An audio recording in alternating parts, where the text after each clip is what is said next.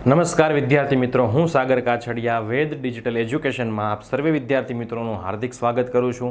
આજે આપણે વાત કરીશું ધોરણ 9 વિષય વિજ્ઞાન ચેપ્ટર નંબર 1.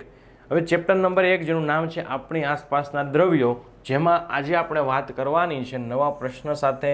તો આજનો આપણો પ્રશ્ન છે કે તાપમાન વધારતા, તાપમાન એટલે ટેમ્પરેચર વધારતા ઘન પદાર્થ એ પીગળીને પ્રવાહી સ્વરૂપમાં સંપૂર્ણ રૂપાંતર પામી જાય છે. શા માટે? તાપમાન વધારતા ઘન પદાર્થો પીગળીને પ્રવાહી એટલે કે ઘનમાં આપણે ઉદાહરણ તરીકે લઈએ બરફ. તો બરફને ગરમ કરો છો, તાપમાન વધારો છો તો બરફ છે એ પાણીમાં રૂપાંતર થઈ જાય છે. શું કામ? ચલો જોઈએ. ઘન પદાર્થોનું તાપમાન વધારતા. હવે ઘન પદાર્થ છે એ આપ ઘન પદાર્થને તાપમાન વધારો એટલે કે ગરમ કરો છો તો શું થાય છે? એના કણોની ગતિજ ઉર્જા વધે છે. કણોની ગતિ ઉર્જા વધે છે અને ગતિ ઉર્જા વધે એટલે એનું કંપન કેવું થાય છે? ગતિ ઉર્જામાં વધારો થવાથી આ કણ વધુ ઝડપથી કંપન કરવા લાગશે. ગતિ ઉર્જા વધી એટલે કંપન પણ કેવું થયું? ધીમે ધીમે કરતું તું, ગરમ કરવું એટલે ઝડપથી થવા લાગે છે. તો ઉષ્મા દ્વારા એટલે કે બહારથી તમે ગરમ કરો છો, ગરમી આપો છો, એના દ્વારા આવેલી ઉર્જા એ કણોના આકર્ષણ બળની ઉપરવટ જાય છે. એટલે કે કણ પોતાના નિયત એટલે મૂળ સ્થાન છોડીને વધુ સ્વતંત્ર રીતે ગતિ કરવા લાગે છે. કેવી રીતે? ચલો, આ એક બીકર છે. આ બીકરમાં મેં બરફ ભરેલો છે.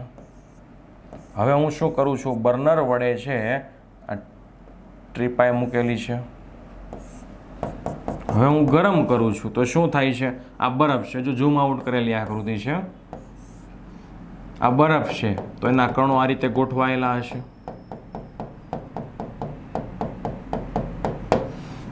હવે બરફને હું બહારથી ગરમી આપું છું. શું આપું છું? ગરમી.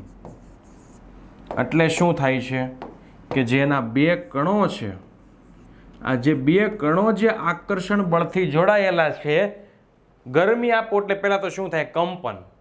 કંપન કેવું થાય? ખૂબ જ વધારે થવા લાગે. એટલે જે બે કણો છે જે આકર્ષણ બળથી જોડાયેલા છે એના કરતાં હવે બળ કેવું લાગશે? એના ઉપરવટ જઈ છે. એટલે બે કણને શું કરશે? છૂટા પાડશે. એટલે કે બે કણોનું જે આકર્ષણ છે,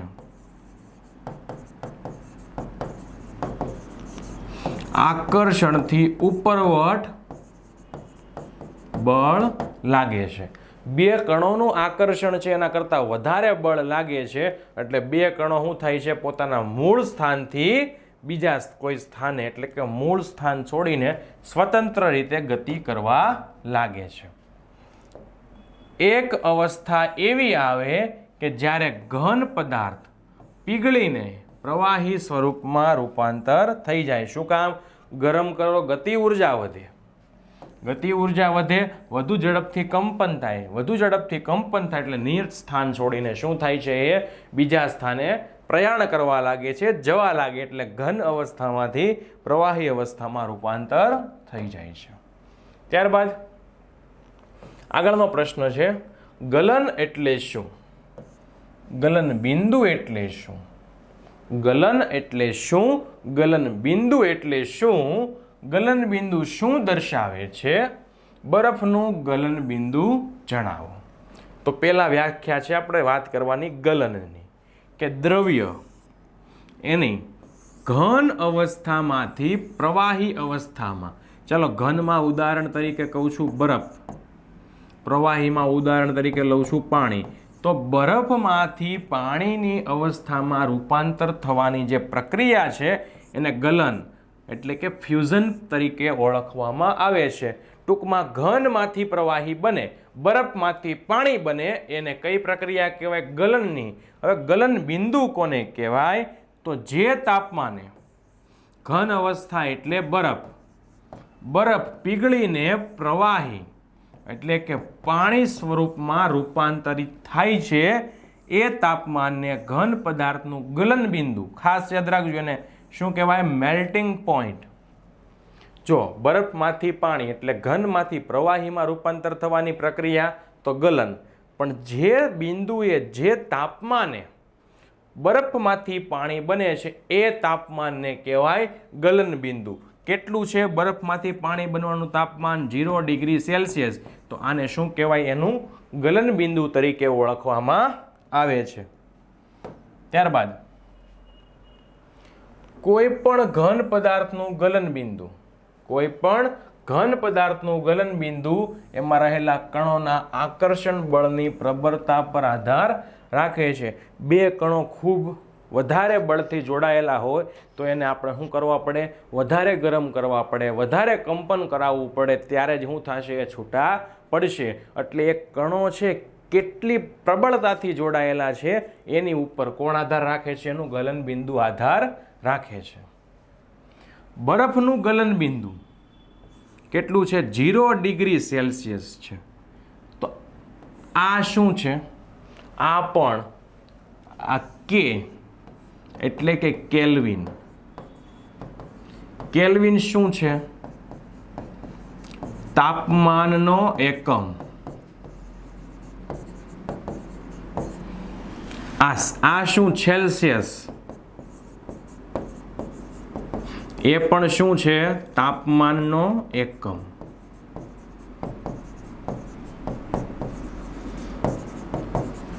મિત્રો ખાસ યાદ રાખજો, આ સેલ્સિયસ એ પણ તાપમાનનો એકમ છે. આ કેપિટલ કે કેલ્વિન એ પણ તાપમાનનો એકમ છે. જો મારે બરફનું ગલન બિંદુ સેલ્સિયસમાં કેવું હોય તો કેટલું થાય છે? 0 ડિગ્રી સેલ્સિયસ. પણ કેલ્વિનમાં કેવું હોય તો કેટલું થાય છે? 273.16 કેલ્વિન. કેટલું થાય છે? 273.16. તો એનો અર્થ શું થાય?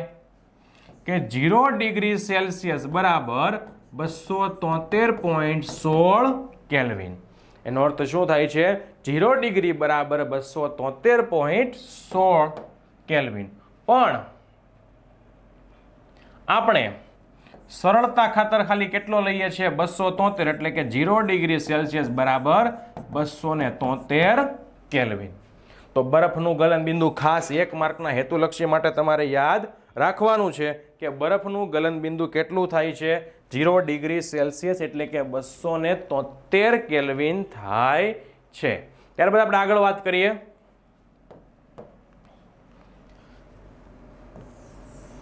નવો પ્રશ્ન સમજાવો. ગલન ગુપ્ત ઉષ્મા. નામ સાંભળજો મિત્રો. ગલન ગુપ્ત ઉષ્મા. ગુપ્ત એટલે કે છુપાયેલી. ગુપ્ત એટલે છુપાયેલી ઉષ્મા. જો ગલનના પ્રયોગ, ગલનનો પ્રયોગ એટલે ઘનમાંથી પ્રવાહીમાં રૂપાંતર થવાની પ્રક્રિયાને કહેવાય ગલન. તો આ પ્રયોગ દરમિયાન, પ્રક્રિયા દરમિયાન ગલન બિંદુ એટલે કે જે તાપમાને, તો ઘનમાંથી પ્રવાહી 0 ડિગ્રી સેલ્સિયસ તાપમાને અથવા તો 273 કેલ્વિને પહોંચ્યા બાદ ઘનમાંથી શેમાં રૂપાંતર થયું? પ્રવાહી. કયા તાપમાને? 0 ડિગ્રી સેલ્સિયસ અથવા તો 273 કેલ્વિન તાપમાને પહોંચ્યા બાદ જ્યાં સુધી સંપૂર્ણ બરફ પીગળી ન જાય ત્યાં સુધી તાપમાન બદલાતું નથી. બીકરને ગરમી આપવા છતાં તાપમાન અચળ રહે છે. ચલો એક્ઝામ્પલ આપું તમને. આમાં શું ભર્યું છે? આ છે બરફ. બહારથી શું કરું છું? ગરમ કરું છું. તો બરફ છે, બરફ એટલે કે ઘન અવસ્થા છે, એમાંથી રૂપાંતર થાય છે પ્રવાહી, એટલે કે બરફમાંથી રૂપાંતર થાય છે પાણીમાં. તો જ્યાં સુધી સંપૂર્ણ બરફનું સંપૂર્ણ પ્રવાહીમાં રૂપાંતર ન થાય ત્યાં સુધી આ બીકરને હું ગમે તેટલી ગરમી બર્નર વડે આપીશ તો એનું તાપમાન કેવું રહે છે? અચળ રહે છે, બદલાતું નથી. કેટલું રહે છે? 0 ડિગ્રી સેલ્સિયસ 273 કેલ્વિન. તો કણો વચ્ચે પારસ્પરિક આકર્ષણ બળ એટલે કે એકબીજા વચ્ચે આકર્ષણ બળ ની ઉપરવટ જઈને દ્રવ્યની અવસ્થા બદલવા માટે ઉષ્માનો ઉપયોગ થાય છે. હમણાં કીધું ને કે બે કણો છે એ ખૂબ જ પ્રબળ આકર્ષણ બળથી જોડાયેલા હોય, તો આ જેટલા બળથી જોડાયેલા મારે એને છૂટા પાડવા શું કરવું પડશે? આ જેટલા બળથી જોડાયેલા એના કરતાં વધારે બળ આપીશ તો શું થશે? બે કણો છૂટા પડશે. પરંતુ તાપમાનમાં કોઈ પણ ફેરફાર દર્શાવ્યા સિવાય બરફ ઉષ્માને ઉર્જા જે એની છે ઉષ્મા ઉર્જા એને શું કરે છે? શોષી લે છે. હમણાં કીધું ને ઘનમાંથી પ્રવાહી ગલન કેટલા તાપમાને થાય? 0 ડિગ્રી સેલ્સિયસ અથવા તો 273 કેલ્વિન તાપમાને. તો હવે ઘનમાંથી મારી પાસે બરફ છે, આ ઘન અવસ્થા છે, એમાંથી સંપૂર્ણ પ્રવાહીમાં રૂપાંતર ન થાય ત્યાં સુધી શું થાય? તાપમાન કેવું રહે છે? અચળ. તો જે આ તાપમાન અચળ રહે છે, જે તમે ગરમી આપ્યા જ કરો છો તાપમાન વધારવા છતાં અચળ રહે છે, તો આ તાપમાનમાં જે ફેરફાર દર્શાવ્યા વગર બરફ શું કરે છે? આ ઉર્જાને શોષી લે છે. એટલે કે બરફમાંથી પાણી બને છે. કેટલું તાપમાન જોઈએ? 0 ડિગ્રી સેલ્સિયસ તાપમાન. પણ તમે વધારે આપો છો તો બરફ શું કરશે? આ વધારાને જે ઉષ્મા ઉર્જાને શોષી લે છે. એવું માનવામાં આવે છે કે ઉષ્મા ઉર્જા બીકરમાં રહેલા સંઘટકો એટલે બીકરની અંદર રહેલા જે બધા જે કણો, અણુ, પરમાણુ છે એ બીકરમાં રહેલા સંઘટકોમાં છુપાયેલી હોય છે. શેમાં છુપાયેલી હોય છે? આ બીકરને ગરમ કર્યું તો એની અંદર જે પણ છે એની અંદર શું થાય છે? છુપાયેલી હોય છે. જેને ગુપ્ત ઉષ્મા. કેમ ગુપ્ત કીધી? તો કેવી હોય છે? છુપાયેલી હોય છે. એટલા માટે આપણે શું કીધું? ગુપ્ત ઉષ્મા તરીકે ઓળખીએ છીએ. અહીં ગુપ્તનો અર્થ છુપાયેલી એમ કરવામાં આવે છે. હવે હું એને બહારથી ગમે એટલું ગરમ કરું, પણ બરફને તો કેટલા ડિગ્રીએ જોઈએ છે પાણીમાં રૂપાંતર થવા માટે? 0 ડિગ્રી સેલ્સિયસ. તો બાકીની ઉર્જા ક્યાં જાય? હું ગરમ કરું એ ક્યાં જાય? તો એ શું થાય છે? આ બીકરની અંદર જે સંઘટકો છે એમાં શું થાય છે? છુપાયેલી રહે છે. એટલે એને શું કહેવાય છે?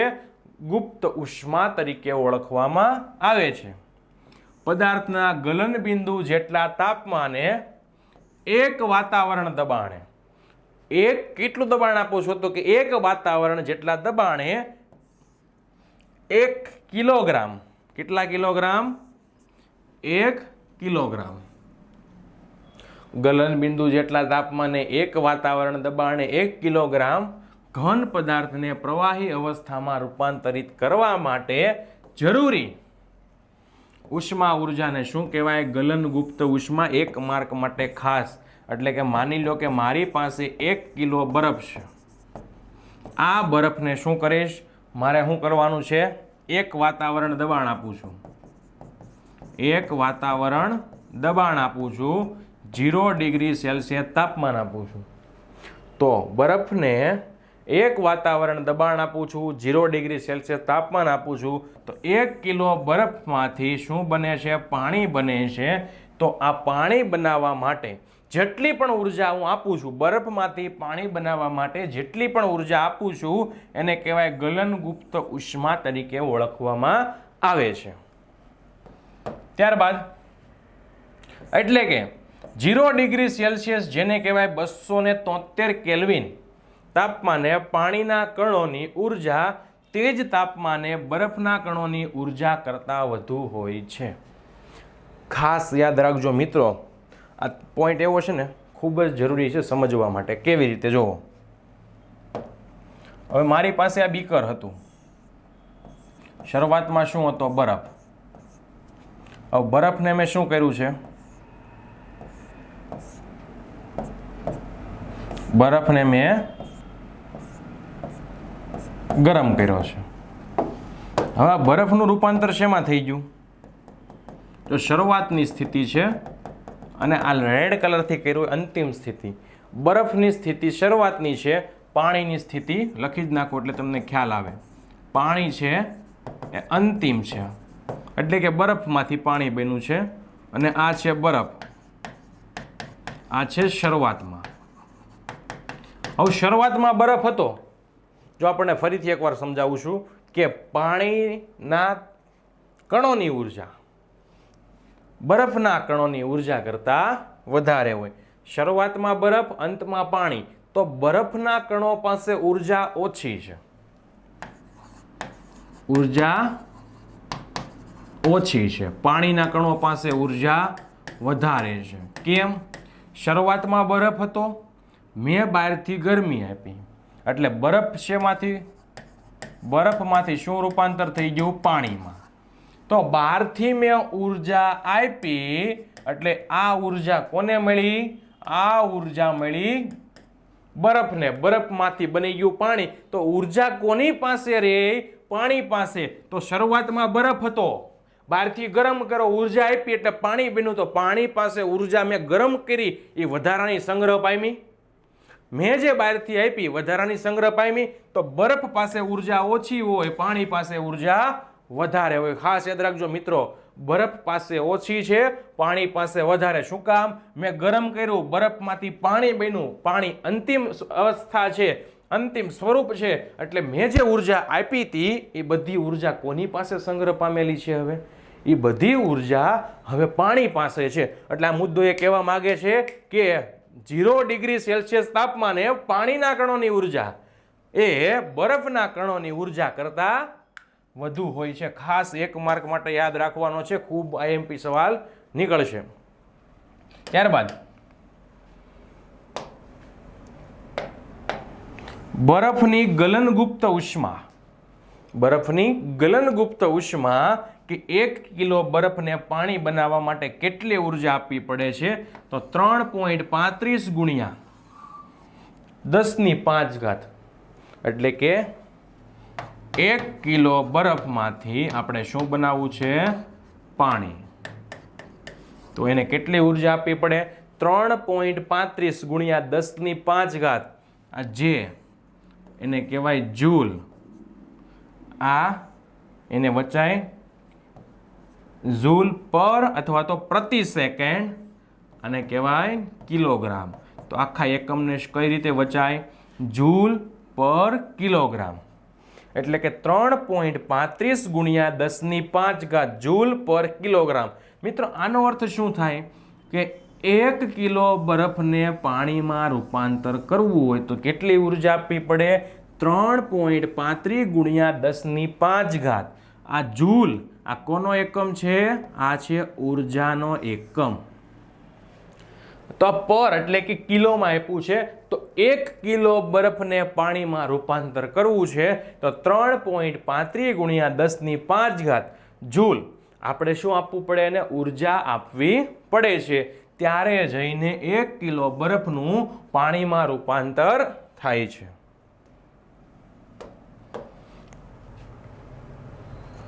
ચલો ત્યારબાદ આપણો આગળનો સવાલ છે કે તાપમાનનો આંતરરાષ્ટ્રીય, તાપમાન એટલે કે ટેમ્પરેચરનો આંતરરાષ્ટ્રીય એસઆઈ એકમ.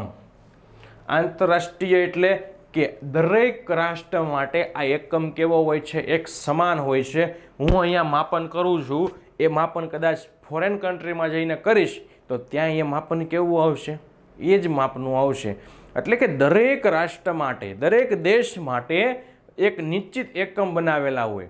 હું એમ કહું કે અહીંયા છે 0 ડિગ્રી સેલ્સિયસ એટલે 273 કેલ્વિન થાય છે, તો બીજી કોઈ કન્ટ્રીમાં જઈને કહીશ કે 0 degree Celsius is equal to 273 kelvin, તો ત્યાં પણ એ જ થતું હોય, દરેક રાષ્ટ્ર માટે સમાન હોય. તો આંતરરાષ્ટ્રીય એસઆઈ એકમ જણાવો. તાપમાનનું મૂલ્ય કેલ્વિન એટલે કે કેપિટલ કે, માપક્રમમાંથી સેલ્સિયસ એટલે ડિગ્રી સેલ્સિયસ, અને સેલ્સિયસ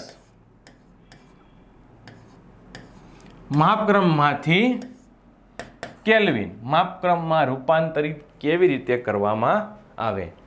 તો પહેલે તો તાપમાનનો આંતરરાષ્ટ્રીય એસઆઈ એકમ કયો છે?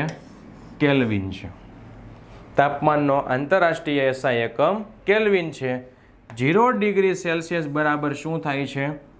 273.16 કેલ્વિન. પણ આપણે ગણતરીની સરળતા ખાતર આ પાછળના જે પોઈન્ટ છે આ પોઈન્ટને શું કરીએ છીએ અવગણીએ છીએ એટલે આપણે ખાલી શું લખીએ 0 ડિગ્રી સેલ્સિયસ બરાબર 273 કેલ્વિન ખાસ યાદ રાખવું 0 ડિગ્રી સેલ્સિયસ બરાબર 273 કેલ્વિન હવે જો શું કીધું છે કે તાપમાનનું માપ કેલ્વિનમાંથી અંશ સેલ્સિયસમાં ફેરવવામાં આપેલ તાપમાનમાંથી 273 બાદ કરવામાં આવે છે અને અંશ સેલ્સિયસમાંથી કેલ્વિનમાં ફેરવવા આપેલ તાપમાનમાં 273 ઉમેરવામાં આવે છે જુઓ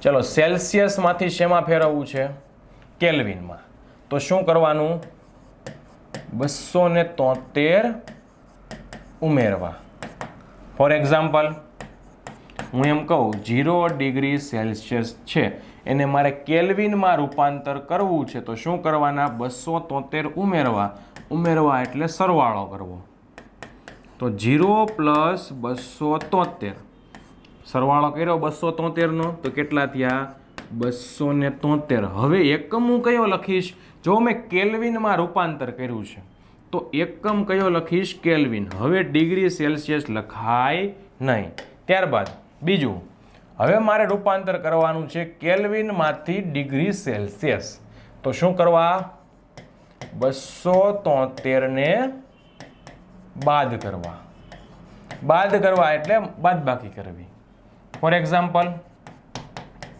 273 કેલ્વિન છે એમાંથી મારે રૂપાંતર શેમાં કરવું છે સેલ્સિયસમાં તો 273માં શું કરવાનું 273 ને બાદ કરો તો 273 માઇનસ 273 0 એકમ કયો લખીશ મેં શેમાં રૂપાંતર કર્યું ડિગ્રી સેલ્સિયસમાં એટલે એકમ લખીશ 0 ડિગ્રી સેલ્સિયસ તો સેલ્સિયસમાંથી કેલ્વિન તો 273 ઉમેરવા કેલ્વિનમાંથી સેલ્સિયસ તો 273 ને બાદ કરવા ત્યારબાદ આગળનો પ્રશ્ન છે વ્યાખ્યા આપો ઉત્કલન બિંદુ અને બાષ્પીભવન ગુપ્ત ઉષ્મા ચલો ઉત્કલન બિંદુ કોને કહેવાય કે એક વાતાવરણ દબાણે જે તાપમાને ખાસ યાદ રાખજો જે તાપમાને પ્રવાહી ઉકળવા લાગે તે તાપમાનને પ્રવાહીનું ઉત્કલન બિંદુ બોઇલિંગ પોઈન્ટ કહે છે હવે પ્રવાહી ઉકળવા લાગે એટલે પ્રવાહીમાંથી શું બનવા લાગે વાયુ તો પ્રવાહીમાંથી વાયુ અવસ્થા જે તાપમાને થાય એ તાપમાનને શું કહેવાય ઉત્કલન બિંદુ હવે પ્રવાહીમાં હું લઉં છું પાણી અને વાયુમાં લઉં છું બાષ્પ તો પાણીમાંથી અગાઉ આપણે પ્રવૃત્તિમાં જોઈ ગયા પાણીમાંથી બાષ્પ કેટલા તાપમાને બને છે તો 100 ડિગ્રી સેલ્સિયસ તાપમાને તો ઉત્કલન બિંદુ કેટલું કહેવાય છે તેનું 100 ડિગ્રી સેલ્સિયસ તાપમાન અથવા તો જે તાપમાને પ્રવાહીનું બાષ્પ દબાણ વાતાવરણના દબાણ જેટલું થાય એટલે કે જે બાષ્પ બને છે એનું દબાણ વાતાવરણની દબાણ જેટલું થાય તે દબાણે તે પ્રવાહીનું ઉત્કલન બિંદુ કહે છે એટલે કે પાણીમાંથી બાષ્પ બને આ બાષ્પનું દબાણ એ વાતાવરણના દબાણ જેટલું થાય એ તાપમાનને શું કહેવાય છે આ ઉત્કલન બિંદુ તરીકે ઓળખવામાં આવે છે જો મિત્રો ખાસ યાદ રાખજો ઘન પદાર્થ માટે શું આવે ગલન બિંદુ આવે અને પ્રવાહી પદાર્થ માટે શું આવે છે ઉત્કલન બિંદુ ગલન બિંદુને કહેવાય મેલ્ટિંગ પોઈન્ટ ઉત્કલનને કહેવાય બોઇલિંગ પોઈન્ટ ત્યારબાદ આપણે જોવાનું છે બાષ્પીભવન ગુપ્ત ઉષ્મા ચાલો પહેલા જોઈએ પર્વતની તળેટીએ પર્વતના શિખર પર વાતાવરણનું દબાણ પર્વતની તળેટી એટલે કે આ નીચેનો ભાગ ત્યારબાદ પર્વતના શિખર પર એટલે કે ઉપરનો ભાગ એમાં વાતાવરણનું દબાણ જુદું જુદું હોવાથી બંને સ્થળે ઉત્કલન બિંદુ પણ કેવા હોઈ શકે છે જુદા જુદા શું કામ કે બંને સ્થળે છે એ દબાણ કેવું છે અલગ અલગ છે એટલે બંને સ્થળે ઉત્કલન બિંદુ પણ કેવા હશે જુદા જુદા હોઈ શકે છે ત્યારબાદ પાણી માટે આ તાપમાન કેટલું છે? પાણી માટે ઉત્કલન બિંદુ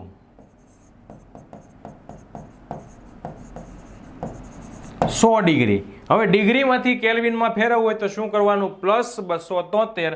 તો આ 100 ની અંદર જો મેં શું કર્યા? +273. તો 273 + 100 કેટલા થયા? કેલ્વિનમાં 373 કેલ્વિન એનું ઉત્કલન બિંદુ છે. ત્યારબાદ બાષ્પીભવન ગુપ્ત ઉષ્મા. તો જો પદાર્થનું ઉત્કલન બિંદુ જેટલા તાપમાને, ઉત્કલન બિંદુ એટલે કે જે તાપમાને પ્રવાહીનું વાયુમાં એટલે કે પાણીનું બાષ્પમાં રૂપાંતર થાય છે, પાણીનું બાષ્પમાં રૂપાંતર થાય છે અને 1 વાતાવરણ દબાણે 1 કિલોગ્રામ પ્રવાહી, કેટલા કિલો?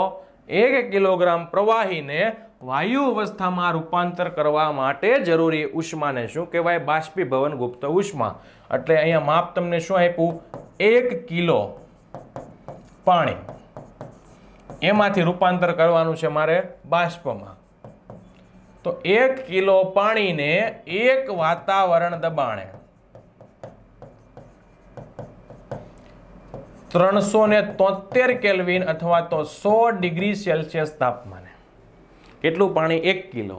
1 કિલો પાણીને 1 વાતાવરણ દબાણે 373 અથવા તો 100 ડિગ્રી સેલ્સિયસ તાપમાને જે આ 1 કિલો પાણીનું બાષ્પમાં રૂપાંતર થાય છે, એ રૂપાંતર કરવા માટે જે ઉર્જા આપવી પડે એને શું કહેવાય? બાષ્પીભવન ગુપ્ત ઉષ્મા.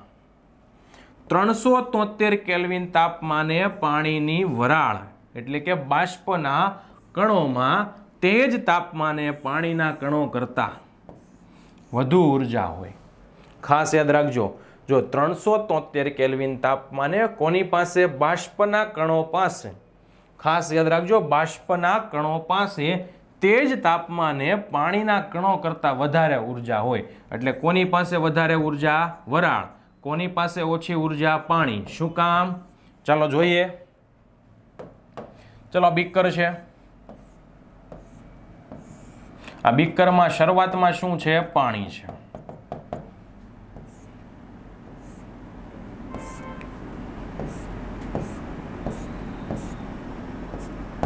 આ પાણીને શું કરું છું? ગરમ. પાણી છે, શરૂઆતમાં છે. હવે આ પાણીને શું કરું છું? ગરમ કરું છું. એટલે પાણીમાંથી શું નીકળે છે? વરાળ. આ વરાળ અંતમાં છે. શરૂઆતમાં પાણી છે, બહારથી ગરમ કરું છું. શરૂઆતમાં પાણી છે, બહારથી ગરમ કરું છું એટલે શું બને છે? બાષ્પ, વરાળ બને છે. હવે ગરમ કરવું એટલે મેં શું આપી કહેવાય? ઉર્જા. તો આ ઉર્જા શેમાં જાય છે? પાણી હતું એને ગરમ કર્યું, ઉર્જા આપી. તો જે ઉર્જા છે એ શેમાં જાય છે? અંતમાં જાય છે, એટલે કે વરાળમાં જાય છે. તો સ્વાભાવિક છે કે શરૂઆતમાં પાણી હતું એની ઉર્જા કેવી છે? ઓછી છે. હવે એને પાછી પાણીને વધારે પ્રમાણમાં ઉર્જા આપી તો પાણીમાંથી શું બની ગયું? વરાળ. તો આ જે ઉર્જા આપી કોની પાસે સંગ્રહ પામેલી હોય? વરાળ પાસે. તો એમાં ઉર્જા કેવી હોય? વધુ હોય છે. તો ખાસ યાદ રાખવાનું, પાણી છે ગરમ કરું છું તો એમાંથી વરાળ બને છે, ગરમ કરું તો એને ઉર્જા મળે છે. એટલે કે પાણી કરતાં વરાળની ઉર્જા કેવી હોય? વધારે હોય છે. ત્યારબાદ આગળનો પ્રશ્ન કે દ્રવ્યની અવસ્થા પર, દ્રવ્યની અવસ્થા પર તાપમાનના ફેરફારની અસર જણાવો. તો તાપમાન બદલતા પદાર્થનું એક અવસ્થામાંથી બીજી, એટલે કે ઘન હોય તો પ્રવાહી, પ્રવાહી હોય તો વાયુ, એક અવસ્થામાંથી બીજી અવસ્થામાં રૂપાંતર થાય છે. ચલો ઘન અવસ્થા છે એને હું ઉષ્મા આપું છું એટલે કે ગરમ કરું છું. તો ઘનમાંથી શેમાં રૂપાંતર થાય? પ્રવાહીમાં. એટલે ઉદાહરણ તમને ઉદાહરણ સાથે ચાલો ઘનમાં લઉં છું બરફ. બરફને ગરમ કરું તો શેમાં રૂપાંતર થાય છે? પાણીમાં. હવે પાણીને હજી વધારે ગરમ કરવું, વધારે ઉષ્મા આપું તો શેમાં રૂપાંતર થાય? વાયુ અવસ્થામાં. એટલે કે પાણીની શું બની જાય? બાષ્પ બની જાય. હવે આ બાષ્પને પાછી ઠંડી પાડું તો રિવર્સ પ્રક્રિયા થાય. બાષ્પને ઠંડી પાડો શું બને? પાણી બને. હજી પાણીને ઠંડુ પાડું તો શું બને? પાણીને ફ્રીજમાં મૂકી દઉં તો પાણીમાંથી શું બની જાય? બરફ. એટલે ઘનમાંથી પ્રવાહી બને. ગરમ કરો ત્યારે પ્રવાહીને ગરમ કરો તો વાયુ. હવે વાયુને ઠંડુ પાડો તો કાંઈ પ્રવાહી બની જાય છે અને પ્રવાહી ઠંડુ પાડો તો ઘન બની જાય છે. હવે બહુ વધારે પડતું ગરમ કરો તો સીધું ઘનમાંથી શું બની જાય? વાયુ બની જાય. અને વધારે પડતી એક હારે તમે તાપમાન ઘટાડી દો તો સીધું વાયુમાંથી શું બની જાય? ઘન પણ બની શકે છે. ટૂંકમાં ઘનમાંથી પ્રવાહી બને અને ઘનમાંથી વાયુ બને. એવી જ રીતે વાયુમાંથી પ્રવાહી પણ બને અને વાયુમાંથી ઘન પણ બની શકે છે. ચાલો, પદાર્થને ગરમ કરતા તેની અવસ્થા બદલાય છે. ગરમ કરવાથી પદાર્થ ઘનમાંથી પ્રવાહી, પ્રવાહીમાંથી વાયુમાં રૂપાંતરિત થાય છે. ઘનમાંથી પ્રવાહી અથવા તો પ્રવાહીમાંથી વાયુ.